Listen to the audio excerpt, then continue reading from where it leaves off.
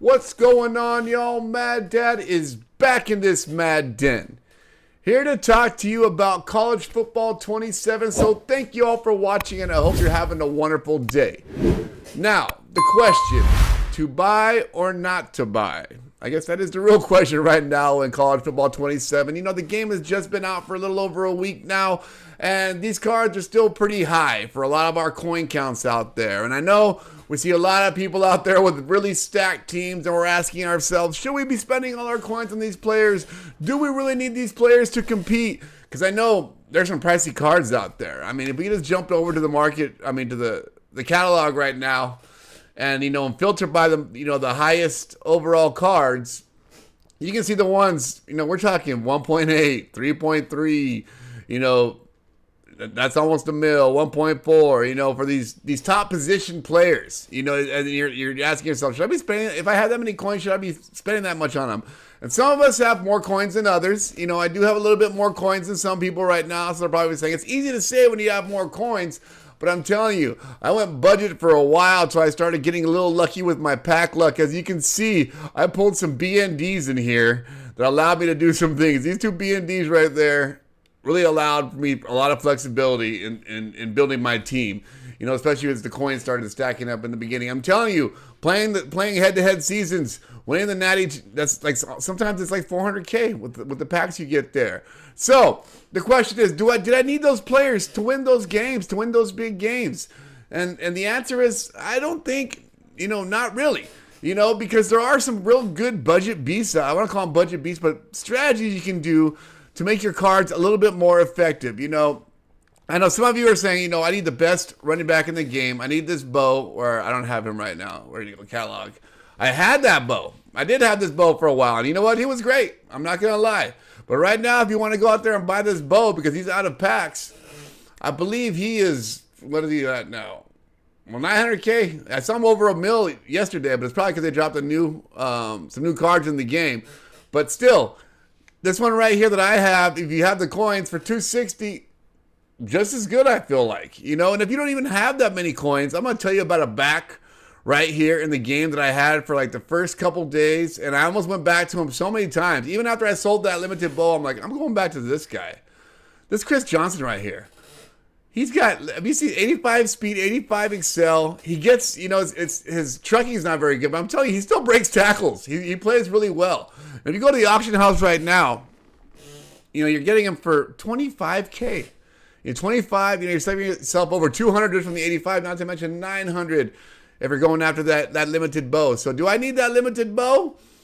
Probably not. I would say there's a lot better way, and you can compete. I'm telling you, I won my first natty without that limited bow. You can do it without him. So if we continue down the line, they're going to say, do I need me a Jeremiah Smith? I know, or that 6'6 phenom, I forget what his name, or 6'4 phenom, or how big that wide receiver is out there. But as you can see here, the top receivers in the game, 1.4, 1.2 is KJ Duff is what I was talking about. 1.4, 1.4, 1.2. All these are expensive, expensive cards. I'm not going to lie. But what I did is I went out there and the two best, I should say, cards that I've used on my team this year, the ones that have played the best, this Michael Crabtree right here. And as you can see, he has 85 speed. I know you have to get lucky with some of the rolls, but the card is not expensive. The card is what? You need 10 skill points to power him up, but the card's 50K. And you can power him up, and if you pull him B&D, I'm just telling you, this Crabtree card catches everything.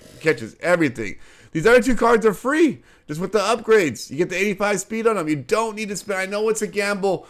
I think I rerolled 3 or 4 times per person to get that 85 speed. I don't know if they've nerfed it, if it's harder now, but when I did initially launch day 1, day 2, it was not, it took a couple rolls, took about, 20, 30K per player, but you're talking versus spending, that much on each card versus, when we look at those prices, 1.4 mil, and these guys, 85 speed, they play just as well. I'm telling you, I know other players that say, oh, they're glitchy. But I've won natties with these guys, and I'm not the best player in the world either. So you do not actually need to have those. Now, other positions, safeties. You're playing back deep. Obviously you get the ones you can upgrade these for free. these two guys, other legends, 85 speed. They're 6'4" and 6'3". They play just as good, guys. I'm telling you.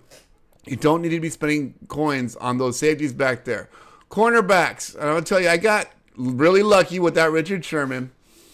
You know, but before I did get lucky with that Richard Sherman, and then I got, Richard Spoils, when you have little coins, I got that guy for $700K, so I'm just going to keep him. He might go back up. These two guys right here were my starting corners, and this guy was in the slot, and it was playing well again. Some gambles with these legend cards, right now in the beginning of the game, is it? And I think, I'm pretty sure you don't even have to go all the way up with these guys to get the 85 speed. Let me see here a second ago. Let me go to my, what am I doing here? I'm pushing too many things. But if you go over here to these guys and look on my attributes, he took both of them. But I think Rod Woodson only took the first slot. So I didn't even need to completely max him out to get the speed upgrades. Let me see here. I am confusing myself. But first slot here to get 85 speed from Rod Woodson. So again, am I spending tons of coins? When you have them, obviously you should spend them. A lot of people, the philosophy is put those coins on the field and just sell before the price drops. But I'm telling you, you don't need to spend all these. My ends, my edges. Oh, I think they're both right edges. You can see here. Again, the guy we got for free and these two guys. Those cards are the ones that you can come and make your team just as effective without spending that many coins. So we can look at the rest of the team. There's obviously linemen. You're going to get BND ones from, you get lucky with some pools here, a BND, but you're going to get some of these lucky platinums, things like that, upgradable tight end. You don't need to be spending. Again, I got really lucky. If you haven't seen it, I posted it on Twitter. I pulled that sucker, and I lost my mind. But you got lucky with that one 2 days in a row, and I got lucky with the BND Richard Sherman.